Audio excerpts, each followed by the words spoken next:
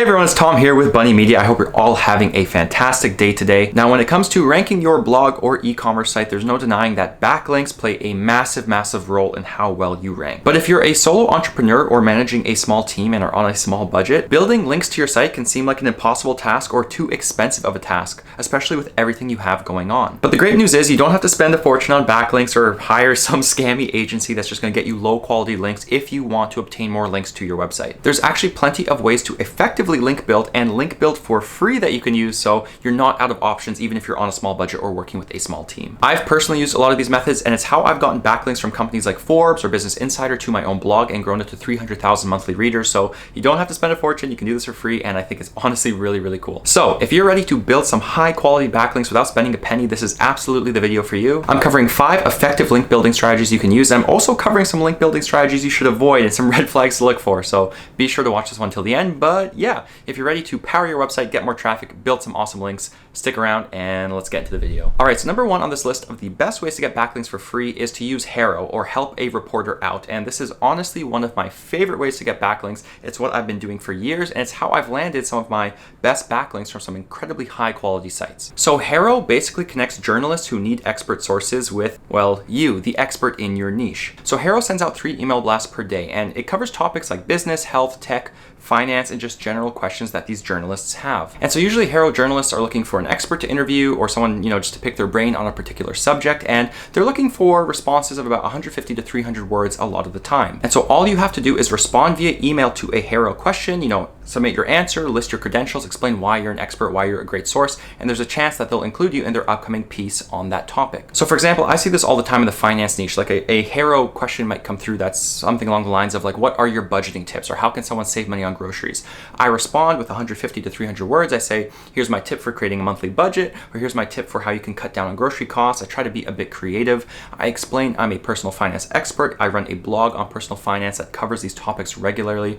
And next thing you know, a month or 2 down the line, this online world, my blog, might be featured in an article from a Harrow journalist, and I just got a free backlink. Now, sometimes journalists want a lot more. They want to really interview you, or they even want you to write like a complete guest post or a longer Harrow response. But again, depending on the publication, it can be worth it if you get a backlink. And now the downside of Harrow is you're not guaranteed to be selected, and you're not guaranteed to even get a backlink, and you're not guaranteed to get a do follow backlink that actually passes on link juice. But even with all of these factors, I mean, you can get do follow backlinks from places like Forbes, Business Insider, or incredibly high domain authority sites that normally you'd probably have to spend thousands of dollars to get a link from. So Harrow's really a numbers game. You have to submit a lot of responses to these pitches, but at the end of the day, if you get in the habit of, sending out 1 to 3 kind of Harrow responses per day, I guarantee you'll get some links in the long run. So definitely my favorite way to get some free backlinks to your site, and it's great because it works for pretty much any niche. All right, and the second way you can effectively build links to your e-commerce site or blog is to guest post. And guest posting has been around, since blogs have been around, since websites have been around.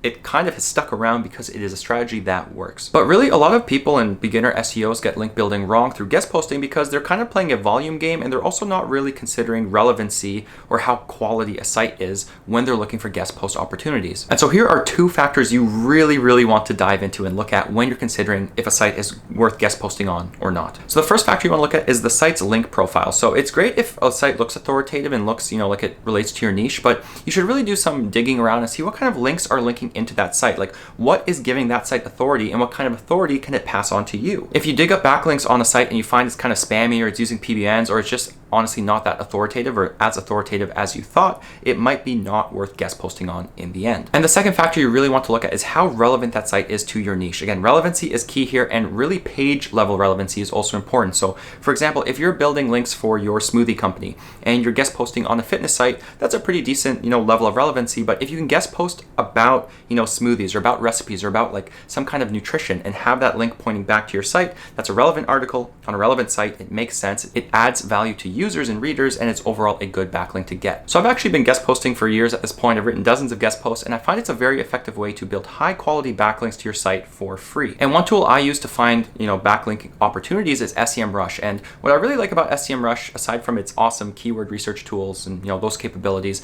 is it helps you find backlink opportunities, and it helps you dive into your competitors to find the sites that are linking to them. And so one exercise I really like to do with SEMrush every month or 2 is I look at some competitors in my niche, some people I'm keeping tabs on, and I look at their backlink profile, I check out who's linking to them, and I see where they're guest posting, because if someone guest posts or accepts a guest post from your competitor, there's a pretty good chance they'll accept one from you too if you offer a very high quality post that makes sense. So honestly, SEMrush is what I use. You can use Ahrefs, you can use a bunch of different backlink tools, but SEMrush is what we prefer here at Bunny Media. And we actually have a review on SEMrush I'm gonna be linking above, and I'm also gonna link SEMrush down below in the description box if you wanna try it out and support the channel. But that's how I find my backlink and guest post opportunities, and I definitely think it is a valuable feature for that tool. But anyways, once you find where you actually want to guest post, you can send the old guest post email pitch to them and ask to guest post on their site. My one tip here is make sure you write a tailored guest post email and actually find the name of the person you're pitching to, because I get emails every day for guest posts and they call me like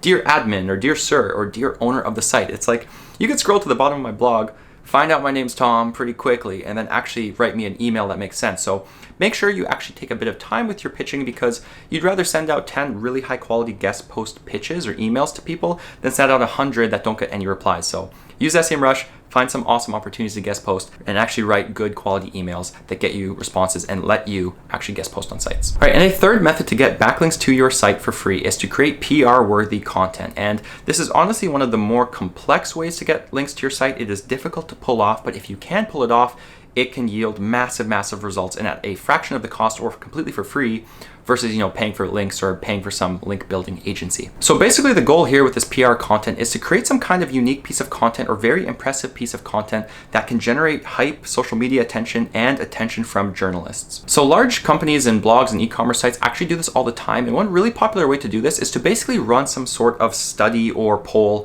in your niche. And again, personal finance has so many examples here. Like there's companies that have run surveys before that ask Americans, hey, could you afford a $400 emergency expense right now? And they poll 1,000 of their readers, or they poll 1,000 people online. They gather all this data, they make some insights, they make some pretty infographics and some pretty visuals to explain all the data, and they come out with a report saying, we polled 1,000 Americans, here's how many can't afford a $400 emergency.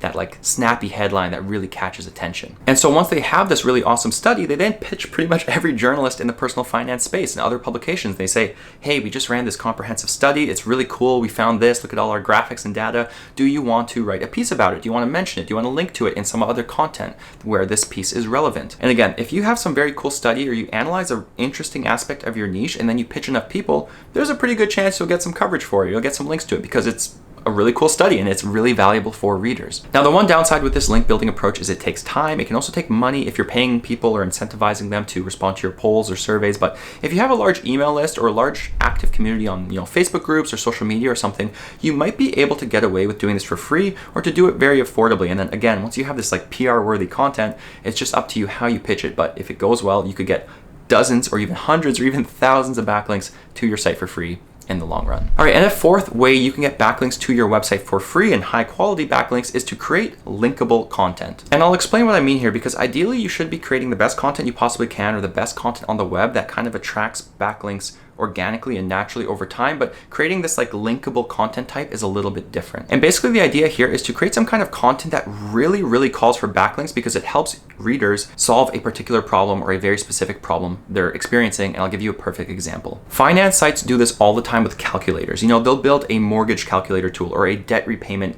calculator tool or a dividend income calculator tool. These calculators let visitors come to the site, they enter in all of their, unique pieces of data, and the calculator spits out some result. It informs the readers about, hey, here's how much you'll make in dividends every month, or here's how long it'll take you to pay off this auto loan. And it actually is a tool that people can interact with, and it's not something everyone is willing to create or knows how to create on their own site. And so then in turn, when, a publication mentions, here's how much you might pay in an auto loan, or here's how you can earn dividend income, if they don't have a calculator themselves, but they want readers to use one, they're going to link to a calculator that's out there on the web. I mean, I've done this dozens of times on my blog because I don't have calculators myself yet. So I link to, different websites that have these useful tools for readers. But you can extend this beyond personal finance. You can do this in any niche. And really the idea here is to think about something that would add a tremendous amount of value to your readers, or think about some way you can amalgamate a ton of data into a useful pivot table or a spreadsheet or some kind of calculator, and then basically promote that to other blogs in your niche to link to. Again, this is one of the exercises where you probably have to get a little creative. It can take a while to pay off, but calculators are a great example, or some kind of tool that just adds more values to readers. So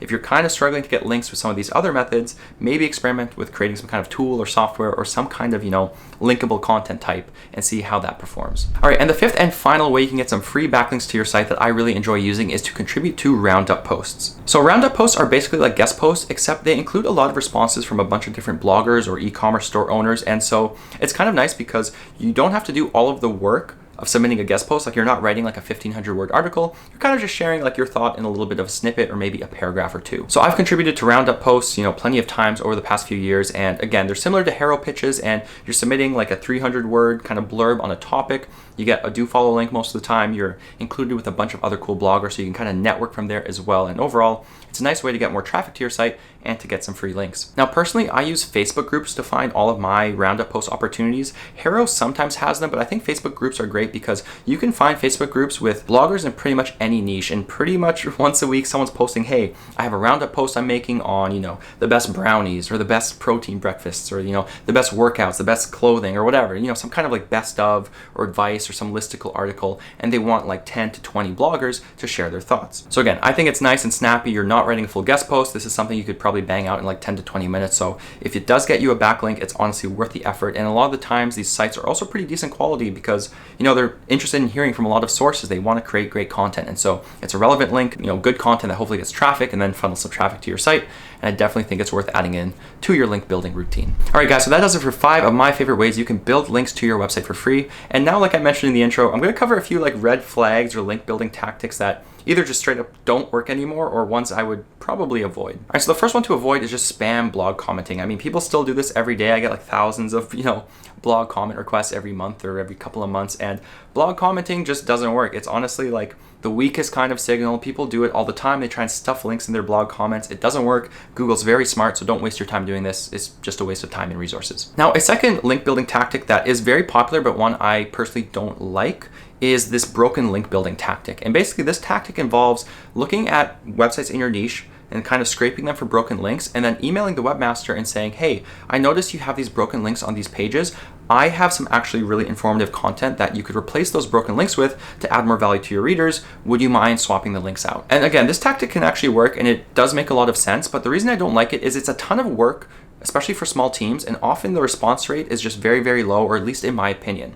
Or sometimes you email them and you say, hey, I'd like to swap that link. It's a great idea. What do you think? And they say, yeah, maybe, but pay me $500. And so again, I think it's a great way for larger organizations or profitable organizations to acquire links. But if you're a brand new blogger or a brand new e-commerce site, I think it's a bit too much work for too little return, and it can also be expensive. And the third link building tactic I would definitely avoid is buying backlinks from Fiverr. And I hate to admit it, but this is something I did during my first and second year as a blogger. I didn't really know much about link building, and so I'd pay like $100 to $300 for a do follow backlink, and I thought I was getting a great deal. But even if you get links from Fiverr from sites that fit your niche, if you look at the link profile of those sites or you look at what they're doing, they're clearly link farms, and pretty much Google knows this. They're just going to disavow or devalue those links right away. And even if they don't, it's probably not a $100 to $300 valuable backlink. It's probably much cheaper than that. And so my advice, really avoid Fiverr. You can work with link building agencies, but I think guest posting or Harrow link building agencies are better than straight up just buying link insertions from Fiverr on spammy sites, because that does not work. And the fourth link building tactic that again is very, very popular, but I personally don't like, is the skyscraper technique. And so basically this technique was popularized a while ago. I think Brian Dean made it really popular. I'm not too sure about that, but it is cool. And the idea is basically to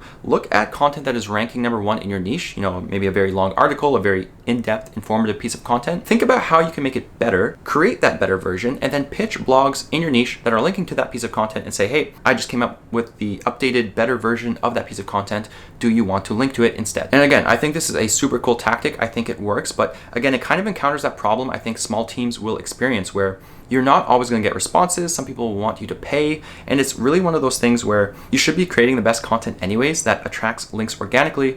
You can put in the time if you want for this like skyscraper technique, pitch people, try and get them to replace links, but I think it is a lower return play. And if you don't have the resources to outsource this kind of work, I think it is very difficult. Anyways, guys, that does it for my 5 favorite free link building tactics and some link building tactics I'm personally not using these days, and ones I would just straight up avoid. And again, I didn't want this video to be, 20-30 minutes long, and so there are so many other creative ways you can build backlinks to your site and grow your authority. So again, don't be afraid to get creative or to explore your options, or to just use a few of the ideas in this video so you have, a bunch of different kinds of links coming into your site. If there's a link building idea I missed, or there's one tactic you really like, definitely let us know down below in the comments as well so we can talk about SEO. Anyways, guys, thank you so much for watching. I hope you all have a fantastic day. If you want to like the video, leave a comment or subscribe. We also appreciate that very, very much. This has been Tom Blake with Bunny Media, and we'll catch you guys in the next one.